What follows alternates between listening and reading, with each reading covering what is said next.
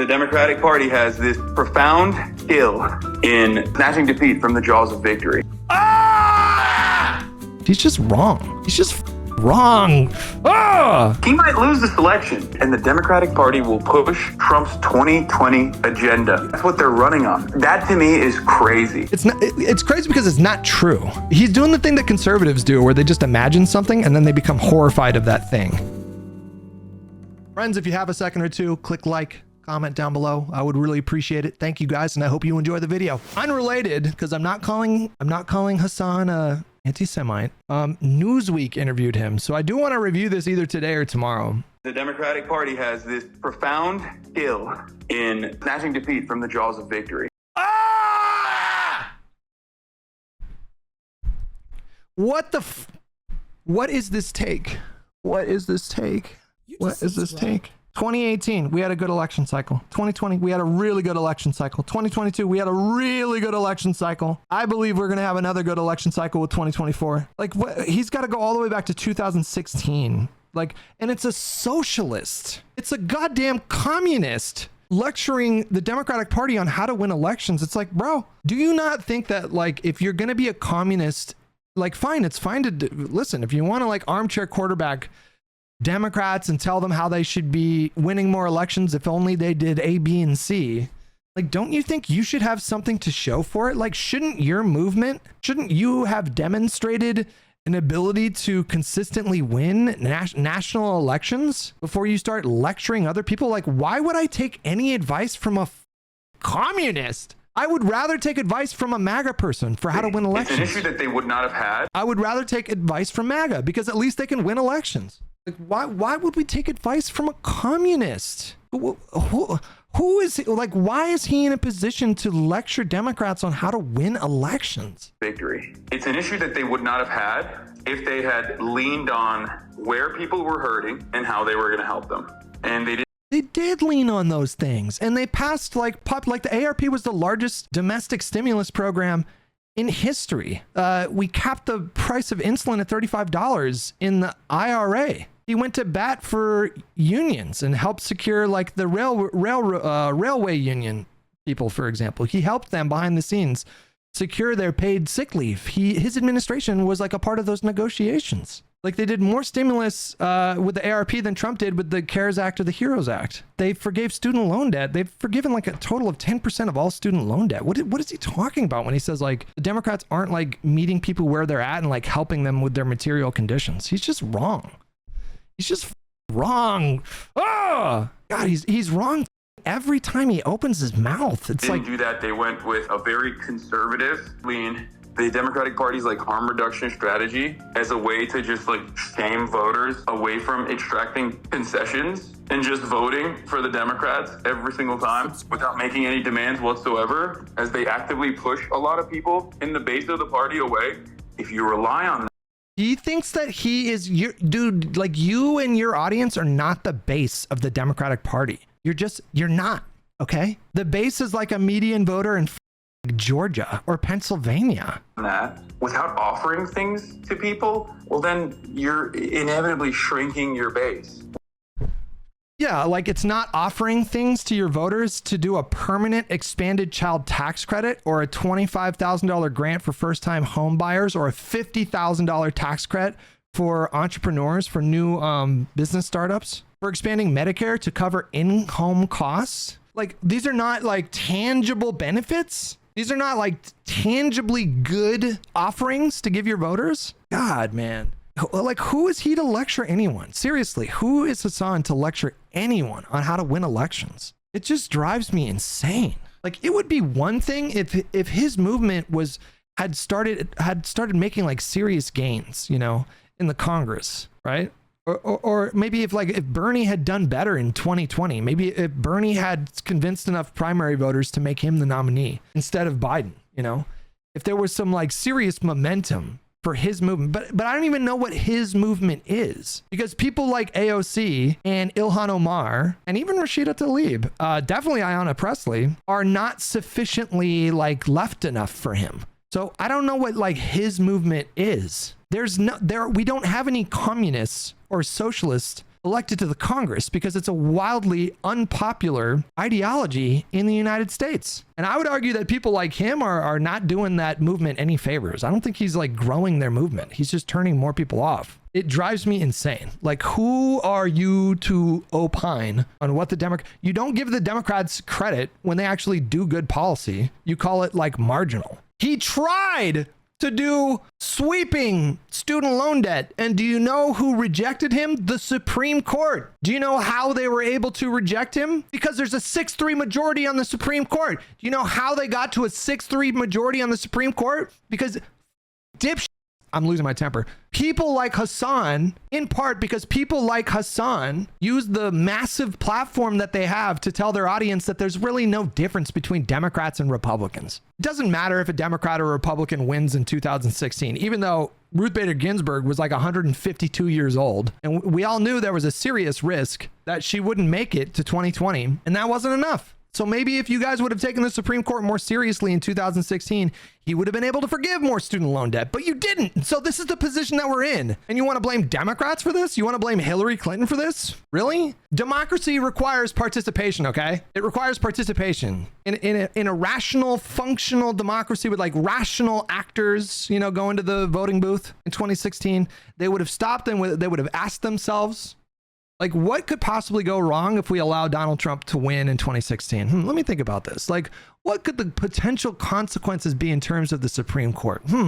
I wonder. Okay, well, you know, maybe I don't love the Democrats all the time. Maybe I don't love Hillary Clinton as a nominee, but you know what? I think I should probably vote for her because I don't want the Supreme Court to go 6-3 or 7-2 to conservatives who would then use those majorities to stifle the kind of meaningful progressive policies that Hasan wants the Democrats to just magically like snap their fingers and get done. It just drives me insane. When you look at Joe Biden's policy agenda, if you would have told me, okay, Joe Biden's going to be elected in 2020 and here's what he's going to get done. You ready?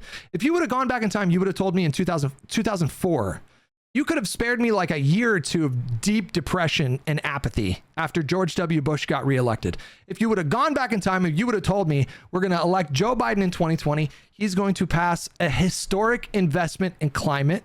He's going to cap the cost of insulin for Medicare recipients. He's going to pass a historic infrastructure bill that will benefit people all over the country. He's going to codify gay marriage. He's going to forgive student loan debt, 10% of all student loan debt for 4 to 5 million people, just completely eliminating their student loan debt. He's going to pass the largest domestic stimulus package in American history with the ARP. He's going to have childhood poverty in the first year with an expanded tax credit. If you would have gone back and told me all these things, I would have been like, oh my God, thank you. We have like a progressive future. We can actually, oh my God, this is going to be so awesome when that happens. And then when he comes around and does it, people like Hasan are like, it's just marginal. It's just marginal. And, you know, and this clip gets worse. It gets much worse, okay? Because he's not just saying that the differences between the Republicans and Democrats are marginal, like what he was saying back in 2020. He goes even further in this clip. Listen to what he's about to say. Whether Trump wins or loses, we are, and I mean this, living in Trump's America. Like, he might lose this election, and the Democratic Party will push Trump's 2020 agenda. That's subscribed. Oh, wait, hold on. I thought he said Project 2025. I misheard that. But even this is so stupid. Even this, the Trump 2020 platform? What? Trump's 2020 platform was basically a repeat of his 2016 platform. He ran on banning Muslims, on reducing immigration. The Democrats are not doing that.